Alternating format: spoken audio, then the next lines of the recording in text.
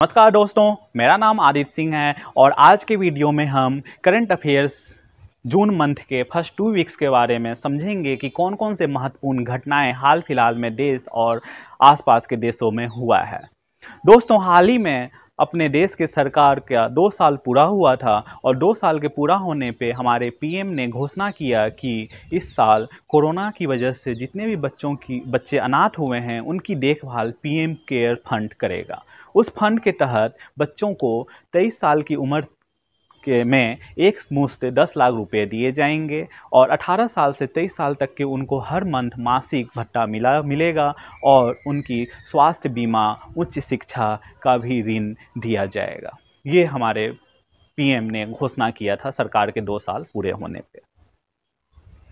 दोस्तों, हाल ही में आईसीसी ने, अंतर्राष्ट्रीय क्रिकेट परिषद ने घोषणा किया कि 2027 वर्ल्ड कप में 14 टीमें खेलेंगी और हर वर्ष हर 2 साल पे आईसीसी T20 दोस्तों, कुछ दिन पहले ब्रिक्स देशों के विदेश मंत्रियों की एक साथ बैठक हुई जिसका अध्यक्षता इस बार भारत को मिला हुआ है।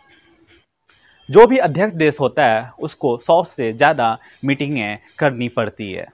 भारत भी उसी के हिसाब से विदेश मंत्रियों के ब्रिक्स देशों के मीटिंग किया था जिसमें भारत ने काफ़ी सारे मुद्दा उठाया, जिसमें चीन ने भी अपनी सहमति दी। ब्रिक्स देशों में जो देश हैं उसका मैं नाम आपको बताता हूँ कि ब्रिक्स मतलब बी से होता है आपको यहाँ पे ब्राज़ील, आर से रसिया, रूस, आई से इंडिया, ठीक है, और एस से साउथ अफ्रीका और सी से चाइना। इन 5 देशों की एक समूह है जो यूएन के सिद्धांतों के हिसाब से इसका गठन हुआ था।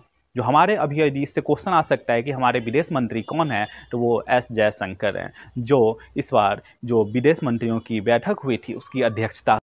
सुप्रीम कोर्ट के पूर्व न्यायाधीश जस्टिस अरुण मिश्रा राष्ट्रीय मानवाधिकार आयोग के नए अध्यक्ष चुने गए।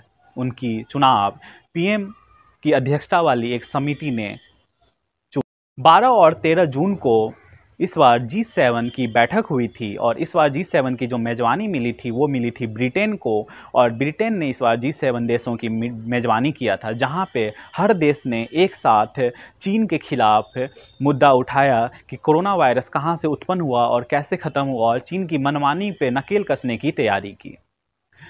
ब्रिटेन ने अपनी तरफ से भारत को भी मेजबान देश के रूप में शामिल किया, जहां पे हमारे प्राइम मिनिस्टर नरेंद्र मोदी जी भी शामिल हुए और उन्होंने वहां नारा दिया कि 1 वर्ल्ड 1 हेल्थ, जिसका मतलब है कि पूरे दुनिया के लिए हेल्थ के मामले में एक जैसा रूल हो, जिसे हर देशों ने अच्छे से स्वीकार किया और उनकी बातों। कोरोना के इलाज से संबंधित दवाएँ और उपकरण जो हैं वो अब होंगे सस्ते। इसकी घोषणा हमारे फाइनेंस मिनिस्टर निर्मला सीतारमन ने किया है कुछ दिन पहले। निर्मला सीतारमन कौन है? तो वो हमारे देश के फाइनेंस मिनिस्टर हैं और वो फर्स्ट फाइनेंस मिनिस्टर हैं, वुमेन फाइनेंस मिनिस्टर, जिसने ये घोषणा। इजराइल की जो पुरानी सरकार थी वो गिर गई है और वहाँ पे नई सरकार बनी है और वहाँ का जो अभी प्रेसिडेंट जो चुने गए हैं उनका नाम है नाफ्ताली बेनेट। उन्होंने भी शपथ ग्रहण के बाद अपनी पहली कैबिनेट मीटिंग में घोषणा किया है कि हमारे भारत के साथ रिश्ते पहले की तरह ही और मजबूत होंगे।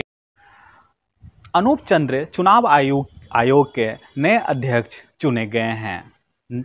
इस अर्जुन चंद्र जो थे, अनूप चंद्र, उससे पहले पूर्व में यूपी में आईएएस अधिकारी रह चुके। भारतवंशी पत्रकार मेघा राजगोपालन को पुलित्जर अवार्ड दिया गया है पत्रकारिता के मामले में। ये अंतर्राष्ट्रीय पत्रकारिता होता है जो हर साल 1917 से दिया जा रहा है। ये अमेरिका का एक प्रतिष्ठित पुरस्कार है जिसमें काफ़ी सारे इनाम मिलते हैं और यह पत्रकारिता, साहसी पत्रकारिता के लिए दिया जाता है। मेघा राजगोपालन जो हैं वो चीन में जो अवैध खनन हो रहा था और वहाँ पे कैसे मुसलमानों को प्रताड़ित किया जा रहा था, इसको उन्होंने सैटेलाइट के माध्यम से दुनिया के सामने लाया था, जिसकी वजह से उनको ये पुरस्कार दिया गया। वो भारत मूल के ही रहने। शोध के क्षेत्र में भारतीय वैज्ञानिक संस्थान बेंगलुरु को दुनिया भर में पहला स्थान दिया गया है। यदि हम ओवरऑल बात करें तो दुनिया भर के 200 टॉप यूनिवर्सिटियों में भारत से 3 यूनिवर्सिटी ने जगह बनाए। उसमें IIT दिल्ली, आईआईटी मद्रास